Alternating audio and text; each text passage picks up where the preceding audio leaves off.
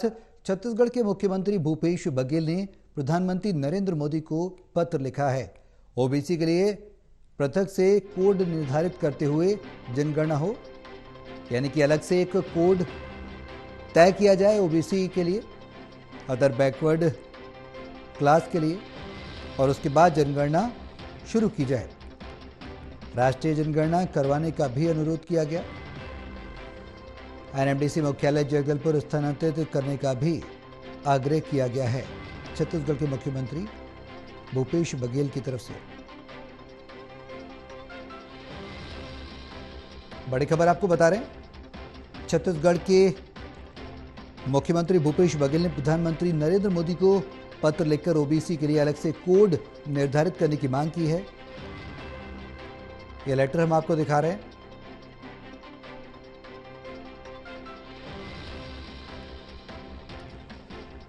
और इसी खबर पर ज्यादा जानकारी के लिए छत्तीसगढ़ से टोटल न्यूज के संवाददाता नीरज तिवारी हमारे साथ लाइव जुड़ गए हैं। सीधा रुख करेंगे। नीरज, छत्तीसगढ़ के मुख्यमंत्री भूपेश बघेल ने प्रधानमंत्री को पत्र लिखा है, क्या कुछ बातें पत्र की लिखी गई हैं? कुछ बातें हमने बताई हैं, कुछ और आपसे जानना चाहेंगे।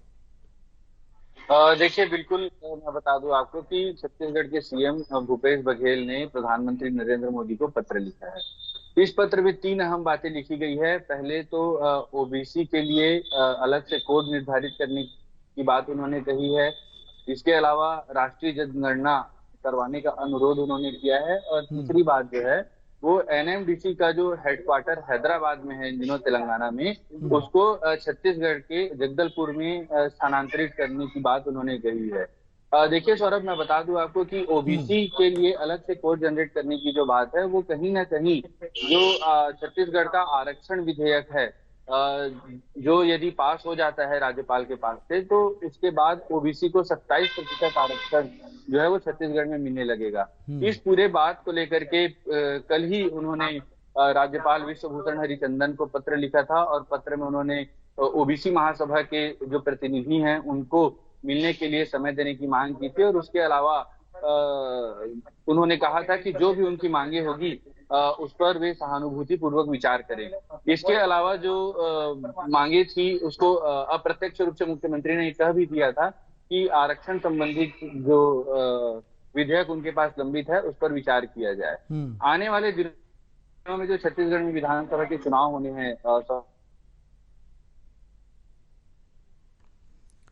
बिल्कुल ऐसे में ओबीसी को जनरेट करने की बात है, या बात करें राष्ट्रीय जनगणना की, या बात करें एनएमडीसी मुख्यालय की, तो कहीं ना कहीं राजनीतिक समीकरण इन तीनों मांगों से भी जुड़ता है। और इसका लाभ जो है वो आने वाले समय में, मान लो ओबीसी के लिए अलग से कोड जनरेट कर दिया जाता है, राष्ट्रीय जनगणना की घोषणा कर दी जाती है, और एनएमडीसी का मुख्यालय यदि छत्तीसगढ़ के जगदलपुर में स्थानांतरित कर दिया जाता है, तो कहीं ना कहीं इन पूरे मांगों का लाभ जो है वो चुनावी लाभ के रूप में छत्तीसगढ़ में कांग्रेस पार्टी लेना चाहेगी। जी बिल्कुल नीरज, और ऐसे में सवाल यही है कि जब मुख्यमंत्री की तरफ से पत्र लिखा गया है, केंद्र की तरफ से क्या कुछ प्रतिक्रिया इसमें रहती है ये भी देखना होगा। लेकिन इस बीच चुनावी, आपने जिक्र किया, चुनावी मोड के चलते ये पत्र लिखा गया है। कहीं ना कहीं टकराव की स्थिति प्रदेश सरकार में और केंद्र सरकार में अमूमन देखी गई है। ईडी को लेकर मुख्यमंत्री कई बार कह चुके हैं कि एजेंसियों का गलत तौर पर इस्तेमाल किया जाता है केंद्र की ओर से। ऐसे में पत्र लिखकर क्या लगता है, चुनावी मिशन में, चुनावी मोड में कोई मंजूरी मिलेगी? देखिए सौरभ, बिल्कुल एक बड़ी बात तो ये है ही कि ईडी की कार्रवाई जब से छत्तीसगढ़ में चल रही है, ईडी और आईटी दोनों की कार्रवाई को लेकर के मुख्यमंत्री भूपेश बघेल मुखर हैं और लगातार केंद्र सरकार को घेरे हुए हैं।